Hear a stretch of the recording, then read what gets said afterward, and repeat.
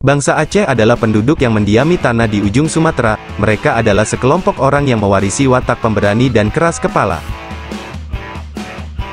Watak ini, dalam tindakan sehari-hari menjadi perilaku yang tak suka basa-basi, berbicara jujur dan tak munafik.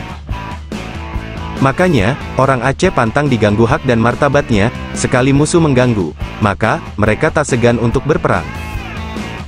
Yuk simak video berikut tentang bagaimana watak orang Aceh yang juga ikut mempengaruhi Hasan Tiro mendirikan gerakan perlawanan yang kini telah berdamai. Tapi sebelumnya, yuk subscribe dulu, sukai dan bagikan video ini, biar kita semua dapat barokah. Motif yang mendorong orang Aceh untuk tidak takut mati dapat dijelaskan melalui nilai-nilai budaya, agama, dan sejarah perjuangan yang mendalam.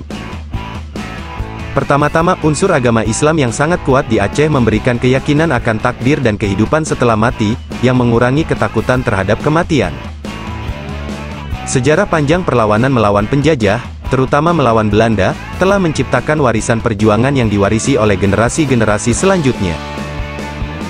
Semangat keberanian dan ketahanan di tengah tantangan sulit membentuk identitas kuat yang menyiratkan ketidakgentaran terhadap risiko, termasuk risiko kematian.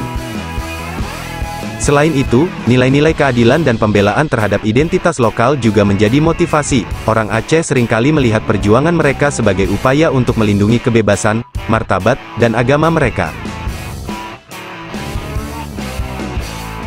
Dalam konteks ini, menghadapi risiko kematian dianggap sebagai pengorbanan yang dijalani demi melindungi nilai-nilai yang dianggap suci dan penting. Seluruh kompleksitas faktor ini menciptakan sikap yang tangguh dan tidak takut mati di kalangan orang Aceh, yang tercermin dalam sejarah perlawanan mereka dan sikap hidup yang penuh semangat. Demikian salam Sandawari.